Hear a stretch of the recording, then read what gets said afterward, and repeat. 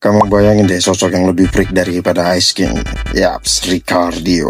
Dia ini pada awalnya cuma karakter sampingan di serial Adventure Time dan diperkenalkan dalam Ricardio The Hard Guys episode 7 musim ke-1.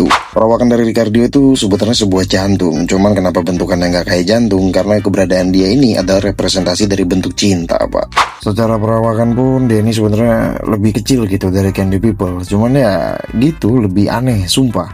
Dan dia ini literally sebuah jantung yang punya kesadaran independen, dan karena bibirnya tebel ya, tiap ingat Ricardio ini aku malah keinget Bear di Berserk gitu. Dan Ricardio ini sendiri sebenarnya tuh jantungnya Ice King ya, dan gak sengaja tercipta karena Ice King ini bikin satu mantra buat mengendalikan jantung Putri Bubblegum. Tapi ya tahu sendiri kan, Ice King tuh kadang konyol juga gitu. Jadi ya mantranya itu gagal, terus jantung dia malah hidup dan punya kesadaran. Singkatnya, karena dia ini adalah jantung Ice King, jelas dia itu punya obsesi yang sama seperti Ice King. Cuman cara dia itu dalam menyampaikan obsesinya terlihat seperti Casanova dan lebih manly gitu. Tapi ya sifat aslinya tetap lebih freak sih daripada Ice King. Bahkan dalam Lady and Peebles episode 19 musim keempat, Ricardio ini sampai punya perubahan fisik yang makin aneh untuk seukuran jantung yang punya kesadaran independen.